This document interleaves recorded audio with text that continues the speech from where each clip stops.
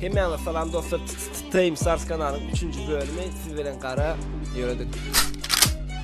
3. bölümümüzün teması dostlar, sizin karşılarınız boyunca Türkmen Instagram platformasının arasında kimin ağzası eken ve şu arada kısaca maglumatlar.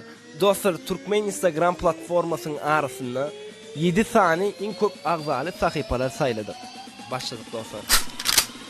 7. yer dostlar, Türkmenistan atlanan artisti Dövlet Anagelliyev. Ol sahifasını 2014 yılın 10 mayında açıp hazırki vaqtda çelin 120 min ağzası var. Dövlet ağa işinizde üstünde canı sağ olsun. 6. yer olsa dostlar, 2 tane oğudan yana bağışlarımız eyleyer. Biri Türkmenistan halk artisti Gulşah Gurdova ve parlak yıldızımız Mehri Pirguleva. Gulşah Gurdova öz sahifasını 2017 yılın 7. iyununda açıp hazırki vaqtda 135 min ağzası var. Parlak yıldızımız Mehri Pirguleva olsa öz sahifasını 2013 yılın 26. iyulunda açıp hazırki vaqtda onun hem 135 min ağzası var. Odan zenen bağışlarımız size durmuşta, sunğutta ulu üstünlük arzu edeceğiz. 5. yer dostlar. 5. yer İksan sunğut işgarımız paylaşıyor dostlar. Onların biri Türkmenistan atlanan artisti Züleyha Kakayeva ve yeni biri humorist artistimiz Yaxşı Oşunov. Züleyha Kakayeva 2017 yılın 22 fevralında öz sahifasını açıp hazırki vaqtda 159 min ağzası var. Yaxşı Oşunov dostlar, ol 2018 yılın 17 yanvarında öz sahifasını açıp hazırki vaqtda o da hem 159 min ağzası var. Artistlerin sungan işyerlerine size hem ulu üstünlükler odan arzular dileriz. 4. yer dostlar, yaş talantli artistimiz hiç benzemeyen Amalia Gulmuradova. Amalia öz sahifasını 2017 yılın 7. iyulunda açıp hazırki vaqtda 160 min ağzası var.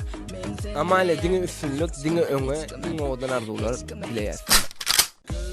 3. yer dostlar, aktör, artist, showman Murat Molla.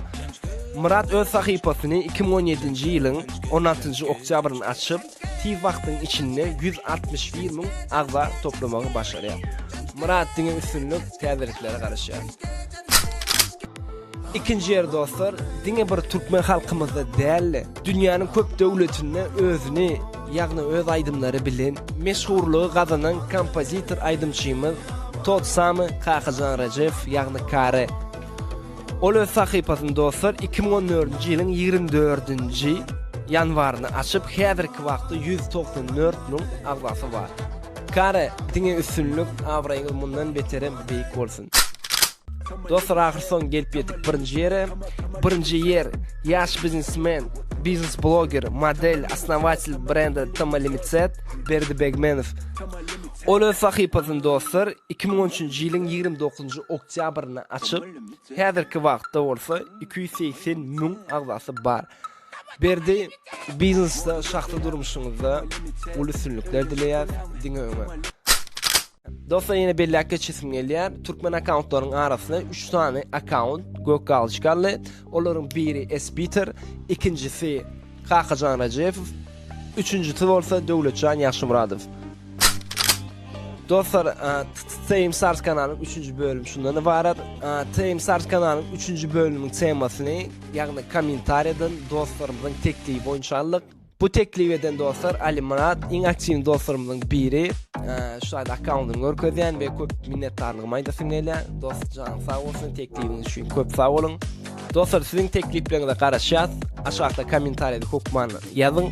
İndiki sanymyzda sizin tekliflerinize göre bir çeýme eder. Teklif sizden dostlar, ýerine ýetirmek bizden.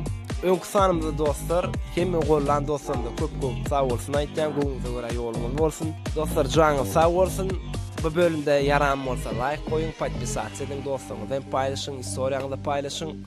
Dostlar, 3. bölümden teması şundan ibaret. Time Stars kanalı 2020 sizlerin qara hoş vaqtlar. Time Stars.